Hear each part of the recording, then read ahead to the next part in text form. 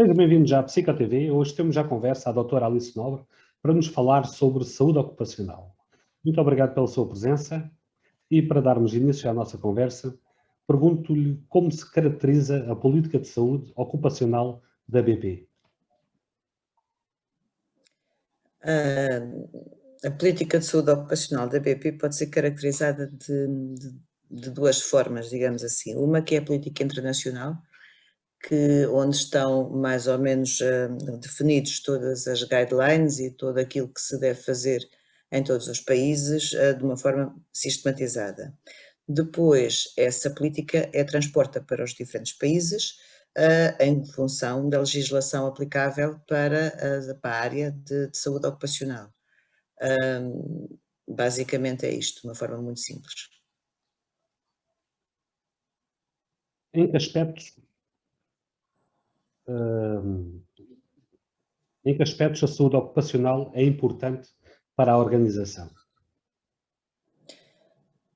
A saúde ocupacional é extraordinariamente importante para a organização em várias vertentes. A primeira tem a ver com a saúde ocupacional na sua forma mais redutora ou tradicional, em que se verificavam os riscos e que se fazia a avaliação de riscos de cada uma das funções e que se estabeleciam programas para reduzir esses riscos e quando não havia possibilidade de reduzir esses riscos, podermos usar equipamentos de proteção ou barreiras de forma a que as pessoas não estivessem expostas. Isto até mais no aspecto de operações com produtos químicos ou com exposições a riscos físicos, biológicos. Também uma área que tem estado a ser, neste momento, ou já há alguns anos, muito importante são a avaliação dos riscos psicossociais, aliás, que estão transportes na maioria das legislações, não só na Europa, mas também noutros continentes.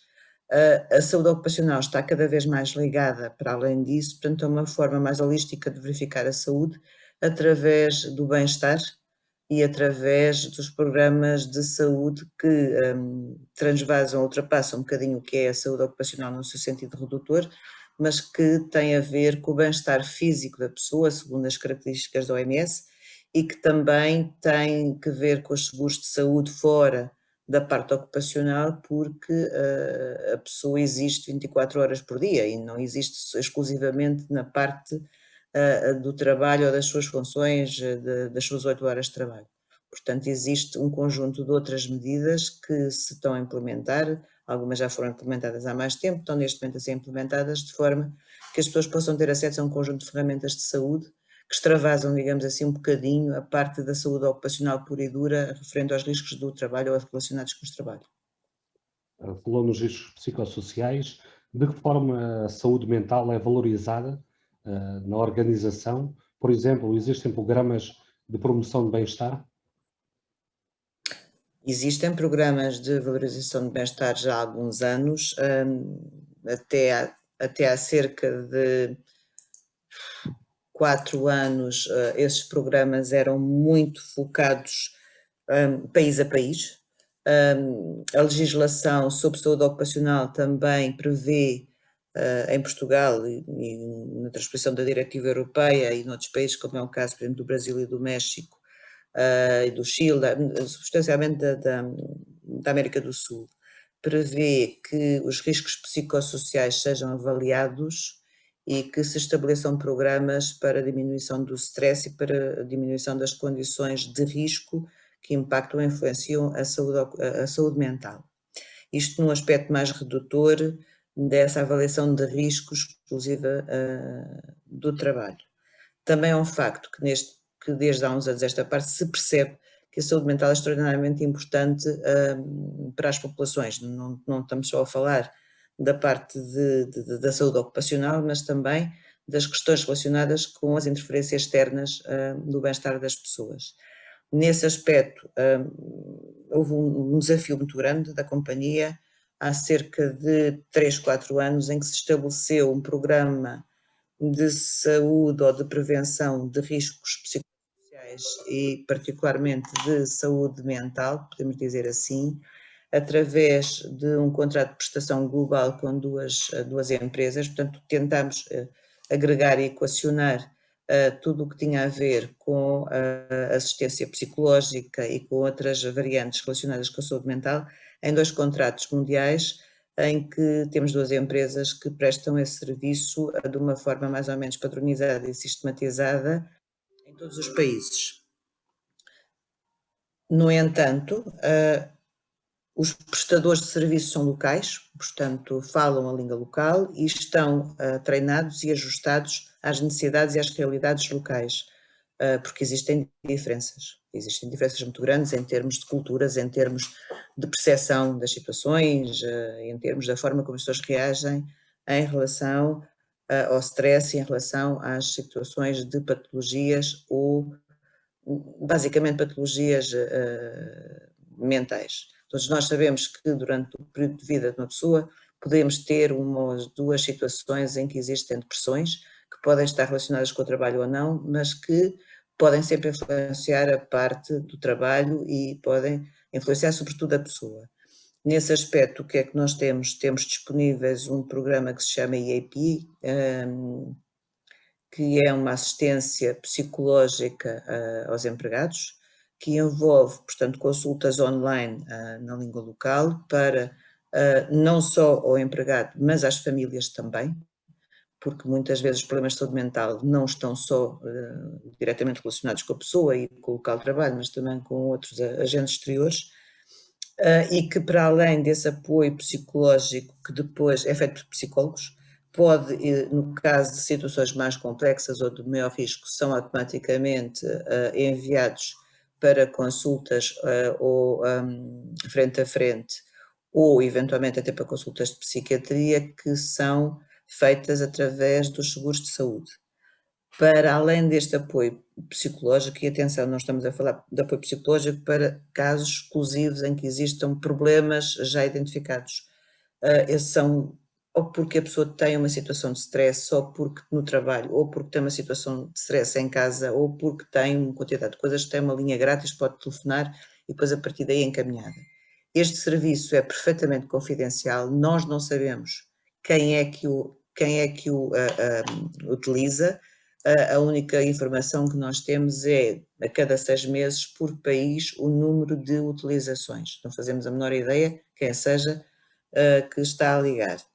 Para além deste apoio, temos também 2 outras valências, que este serviço prevê ajuda em termos de aconselhamento financeiro, em termos de situações escolares, de problemas para as crianças, porque neste serviço apenas os maiores de 16 anos podem telefonar, mas dos 16 ao 18 tem que haver aqui supervisão parental. E depois também existe uma quantidade de outras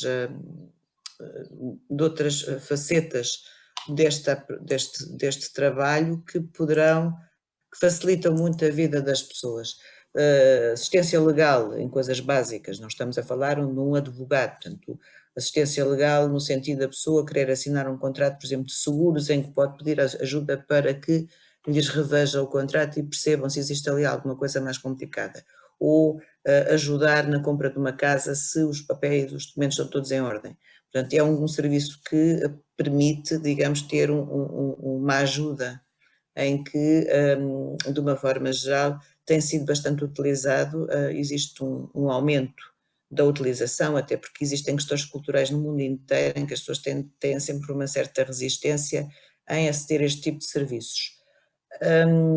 Existe também, este serviço tem também um outro aspecto que é a formação, portanto existe, digamos, um portfólio de formação que está disponível, em que depois os responsáveis pela ligação com a empresa podem decidir, em função das necessidades de cada país ou de cada grupo, quais são as formações mais adequadas para o grupo-alvo que se pretende atingir.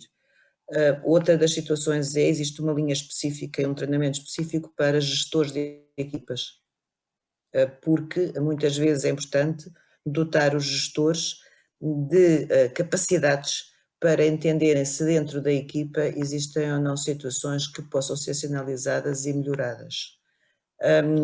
Para além disso, existe uma quantidade de outras formações que são feitas normalmente com a equipa interna, portanto, da empresa, em termos de resiliência, em termos de atividades de resiliência psicossocial, em termos de características e necessidades de melhoria psicossocial, particularmente desde o ano passado, em que o número de chamadas aumentou por causa do Covid e pelo facto das pessoas estarem em casa, e porque sabemos todos que nem toda a gente tem capacidade de se manter em casa, a trabalhar a partir de casa, com todas as dinâmicas e as alterações que isto provocou durante este ano, que já vai em ano e qualquer coisa, e que não temos assim, pelo menos em Portugal e noutros países, assim um fim à vista que impede as pessoas de socializarem. Aquilo que se vê é que, felizmente, nós, nos países latinos, porque temos, de uma forma geral, famílias, as coisas podem ter os seus lados positivos e negativos. Nos países do norte da Europa e noutros países em que as pessoas tradicionalmente vivem sozinhas, existem situações e características de problemas completamente distintos. Penso que respondi à pergunta. Sim, sem dúvida.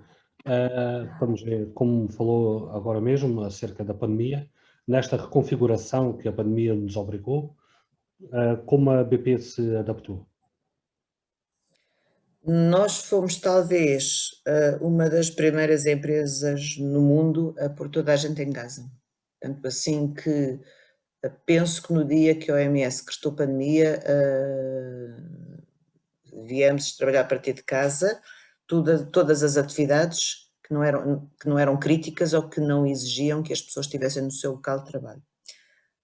Pronto, basicamente escritórios, mesmo escritórios em termos de outros sítios, como os postos de retalho. Portanto, os postos de retalhos não podem ter as pessoas em casa, as refinarias não podem ter as pessoas em casa, embora parte das pessoas das refinarias que trabalham, digamos, em termos administrativos, fossem todas postas em casa. Como é que nos adaptamos? Portanto, adaptamos de duas formas. Para já, portanto, com uma comunicação muito importante e muito frequente com as pessoas que trabalham a partir de casa, para que as pessoas não se sintam sozinhas. Isso é uma responsabilidade das FIAs. Fazer reuniões a Zoom ou por Teams para que as pessoas se sintam incluídas através de um conjunto de temas que têm sido dados, uns focados na parte laboral e outros focados de coisas completamente diferentes, para que também possa haver aqui um contacto diferente com as pessoas. Em termos dos que trabalhavam, digamos, nos locais, portanto, houve uma avaliação do risco. Em termos da avaliação do risco, percebeu-se quais eram as barreiras que nós tínhamos que colocar, quais eram os equipamentos de proteção individual que tínhamos que dotar os estabelecimentos, fazer a monitorização de casos de Covid. Foi muito complicado, como todos sabemos. Ao princípio andávamos todos muito perdidos em termos de saúde e não só, ainda hoje estamos um bocadinho perdidos, porque as informações e os estudos científicos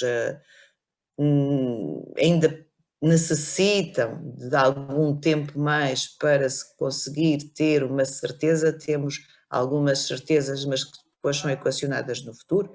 E se nos lembrarmos, em Portugal, ao princípio não precisávamos de máscaras, porque era esse o entendimento dos cientistas mundiais, não tem a ver com Portugal.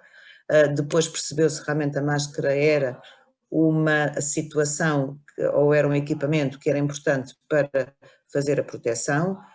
Depois há a questão em relação às máscaras, de quais eram as máscaras que se podia utilizar, depois como é que se deve utilizar a máscara, e isto é muito importante e tem havido campanhas em todo o lado e na empresa, como é que se deve colocar a máscara, como é que se deve retirar a máscara, onde é que a máscara suja deve ser colocada, porque depois temos aqui o reverso da medalha, que todos estes equipamentos precisam de ter um descartar de forma a não prejudicar o ambiente.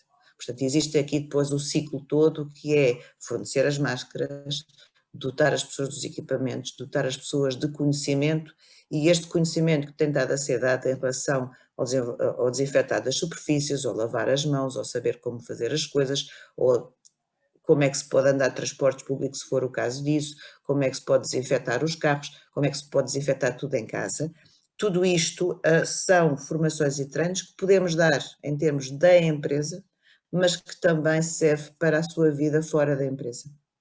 E isso é importante, que é perceber qual é a capacidade que a formação tem para poder dar às pessoas ferramentas para também se protegerem fora da empresa.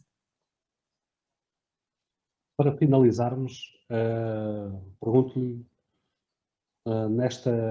nesta nova era do teletrabalho, ele proporcionou-nos inúmeras experiências novas. Isso também ajudou a promover o desenvolvimento da BP, criando novos métodos laborais? Eu acho que é muito cedo para responder. De repente tivemos todos obrigatoriamente que aprender a trabalhar em Teams ou em Zoom, e muitos de nós que já trabalhávamos também tínhamos a parte da componente das reuniões presenciais. Eu acho que toda a gente sente um bocadinho falta disso. Toda a gente sente falta de falar com as pessoas, de ter aquela reunião informal do corredor, 2 minutos, e tentamos fazer isso, tentamos ter reuniões simples, tentamos aquilo que eu acho que como boa prática conseguimos perceber, foi que uma certa burocratização em termos da marcação de reuniões e da comunicação uns com os outros desapareceu. Portanto, eu chego aqui, preciso falar com alguém, vejo se está verde, se está online, mando uma mensagem, 2 minutos para conversarmos e conversamos. E isso facilitou muito até a maneira de interagir com as equipas, porque durante meses e ainda agora temos, em alguns casos, reuniões com equipas diárias ou bissemanais, e portanto, a pessoas que de uma forma geral se reuniam um pouco, neste momento têm tendência a reunir-se mais. A vantagem é que, ao desburocratizar isto, também temos aqui uma certa componente de relação e afeto que não existia. Que as pessoas que depois, ao fim de um tempo, falam da família, que nas empresas, muitas vezes, não estou a falar de Portugal, estou a falar de pessoas que vivem noutros países, eram muito mais formais e não são. Como eu digo sempre na brincadeira, e eles riem-se, começaram a ser latinos. Começaram a ser latinos, eu acho que isto, eles acham que sim e acham alguma graça. O que é que nós perdemos? Perdemos o afeto no sentido do tocar, do dar beijinho, do abraçar, perdemos isso. Perdemos as gargalhadas à mesa e a falar, a comer uma sanduíche ou a tomar um café. Isso foi perdido, mas provavelmente nunca mais será como era de antes, mas temos que ter essa a capacidade de melhorar quando for possível, quando for possível. Vamos ter que ser resilientes e vamos ter que esperar pelos novos tempos. Doutora Alice Nobre, foi um prazer tê-la na Psico TV. Muito obrigado e até sempre. Obrigada eu, Dr. Pedro.